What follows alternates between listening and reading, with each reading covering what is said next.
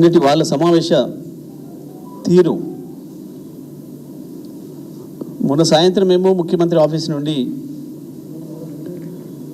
మేము పోవడం లేదు అని చెప్పి లీకులు ఇచ్చిండు, మీకే పంపినరు. అందులో బనకచెర్ల ఉంటే అసలే పోమని మళ్ళీ లీకులు పంపినరు. కానీ రాత్రి వచ్చిన ఒక్క ఫోన్ కాల్కు గజగజ వణుక్కుంటూ రేవంత్ రెడ్డి ఢిల్లీ కొరికాడు. ఒకే ఒక్క ఫోన్ కాల్తో చెప్ప పెట్టకుండా ఢిల్లీకి పయనమైంది. ఉండాల్సిన అధికారిక భవనంలో ఉండకుండా, తెలంగాణ భవనంలో ఉండకుండా ఒక హోటల్లో ఉన్నదే కేవలం రహస్య సమావేశాల కొరకు, వచ్చిపోయే వ్యక్తుల సమాచారం తెలియకుండా ఉండడం కొరకు. అసలు సమావేశాలు, రహస్య సమావేశాలు రాత్రి వేళల్లో జరిగిపోతున్నాయి. అక్కడ మాత్రం చాలా స్నేహపూర్వక సమావేశాలు జరుగుతున్నాయి. ఈ ఒక్కటి చాలు తెలంగాణ వాదులకి. ఇంకెవరికైనా కూడా కేసీఆర్ మీద కోపంతో కాంగ్రెస్ చెంత చేరిన వాళ్ళు ఇంకెవరిని ఉంటే కూడా వాళ్ళందరి కళ్ళు తెరిపించడానికి ఇదొక్కటి చాలు. ఏంది? ఒకటే పత్రిక తెలంగాణలో ఏం రాసింది, ఆంధ్రాలో ఏం రాసింది చూడండి. ఒకటి తెలంగాణ ఎడిషన్, ఒకటి ఆంధ్ర ఎడిషన్. ఒక సమావేశం జరిగి రెండు రాష్ట్రాల మధ్యన, రెండు ముఖ్యమంత్రుల మధ్యన, రెండు రాష్ట్రాల అధికారుల మధ్యన సమావేశం జరిగితే ఎవరు చెప్పినా ఒకే తీరు ఉండాలి కదా. చెప్పింది నిజమే అయితే, జరిగింది వాస్తవంగా చెప్పితే ఒకే తీరు ఉండాలి కదా.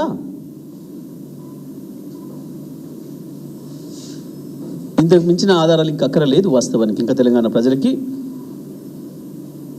తెలంగాణలో రకరకాల కోరికలతోని, ఆలోచనలతోని మళ్ళీ తెలంగాణ వాదానికి దూరమైన వాళ్ళకి, అన్నిటికీ మించి తెలంగాణ ప్రజలందరికీ విజ్ఞప్తి చేస్తూ ఉన్నాం. చూడండి ఏం జరుగుతుందో, ద్రోహం ఎట్లా ఉందో. గత సంవత్సర కాలంగా బీఆర్ఎస్ పార్టీ చెప్తున్నది ఒక్కటొక్కటిగా నిజమవుతుంది, కనబడుతుంది మీ కళ్ళ ముందే. ఏంటిది? ఇది జల వివాదాలపై కమిటీ, రెండు రాష్ట్రాల నిపుణులు అధికారులతో ఏర్పాటు, 21లోగా నియామకం. దీని కొరకు ఏం చెప్పిండు మన ముఖ్యమంత్రి గారు? అందులో బనకచెర్ల లేదు, బనకచెర్ల అంశమే లేదు, లేని దాన్ని నేను ఎట్లా వ్యతిరేకిస్తా, చర్చలో లేని దాన్ని నేను ఎట్లా వ్యతిరేకిస్తా, దాని మీద ఎందుకు మాట్లాడుతున్నారు మీరు అని చెప్పి దబాయించాడు ముఖ్యమంత్రి. ఆంధ్రప్రదేశ్ ముఖ్యమంత్రి కావచ్చు, ఆంధ్రప్రదేశ్ నీటిపారుదల మంత్రి కావచ్చు, వాళ్ళు చెప్పిన ఏంది? ఇదేంటిది? బనకచెర్ల కృష్ణా గోదావరి సమస్యలపై నిపుణుల కమిటీ. మేము రాయలే కదా.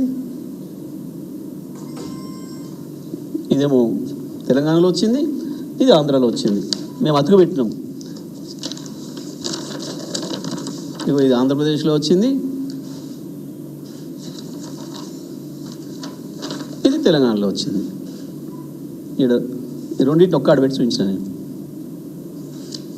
ఇక చాలనుకుంటే కదా. ఇక దబాయింపులు, గాండ్రింపులు, బూతులు, దీని మీద నేను ఒకటే ఒక్క మాట్లాడుతున్నా. రేవంత్ రెడ్డి గారు, ఉత్తమ్ కుమార్ రెడ్డి గారు, వాళ్ళ మంత్రులు, వాళ్ళు ఇంకా ఇంకా ఇంకా వాళ్ళు ఉసిగొలిపే వాళ్ళ ఇతర నాయకులు బూత్ మాట లేకుండా దీని మీద మాట్లాడండి, సమాధానం చెప్పండి. బూత్ మాటలు కాకుండా కేసీఆర్ని తిట్టుడు, కేటీఆర్ని తిట్టుడు, హరీష్ రావు గారిని తిట్టుడు, నన్ను తిట్టుడో కాకుండా దీనిపైన మాట్లాడండి. ఇక ఎవరిది అబద్ధం, ఎవరిది మోసం?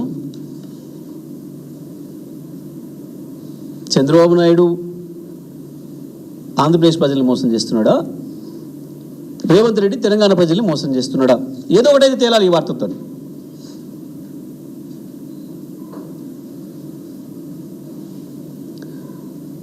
తెలంగాణను నడుపుతున్నది తెలంగాణ వాదులు కాదు, తెలంగాణ ఆత్మ లేనోళ్ళు, పరాయి వాడి చేతిలో కీలు బొమ్మలు తోలు బొమ్మలు అని చెప్పి మేము చెప్తున్న మాట నిజమని వాళ్ళు మీకు స్పష్టంగా కనబడుతుంది. తెలంగాణ ప్రజలకి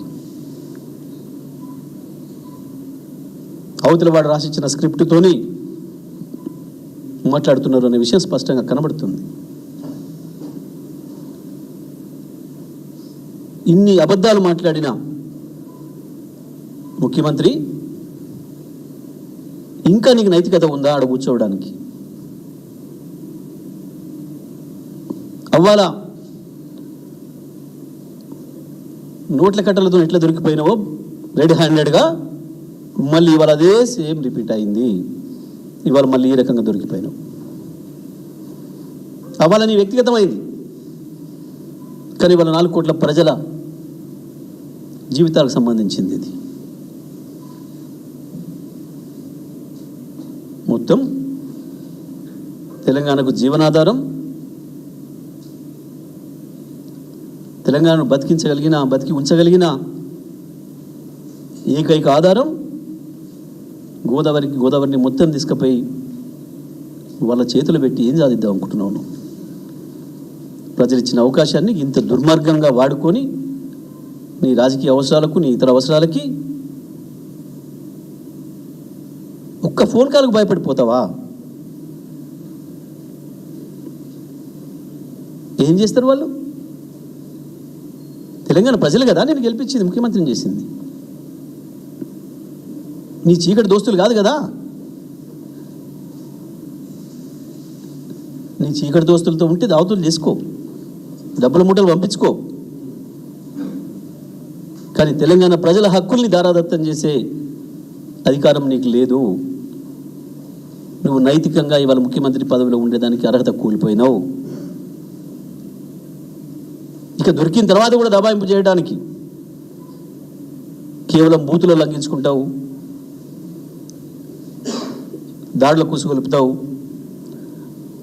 లేదంటే మళ్ళీ కేటీఆర్కో ఇంకోరికో ఒక నోటీసు పంపించి మళ్ళీ పిలిపించి డ్రామాలు చేస్తావు. మీరు చూడండి, నేను చెప్తాను, ఇప్పుడు సాయంత్రం నుంచే రేపటి నుంచే ఇంకొక డ్రామా మొదలు పెడతాడు.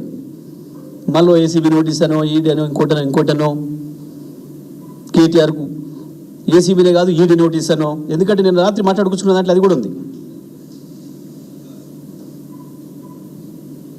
కేవలం పదవిని కాపాడుకోవడం కొరకు.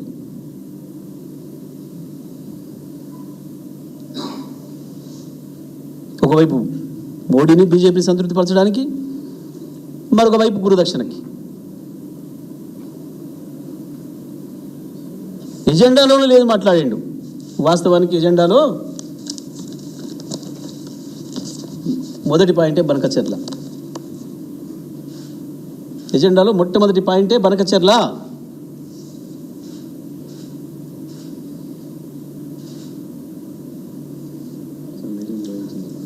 అసలు మీటింగ్కు దేనికి పోయినావు? ఎందుకు పోయినావు?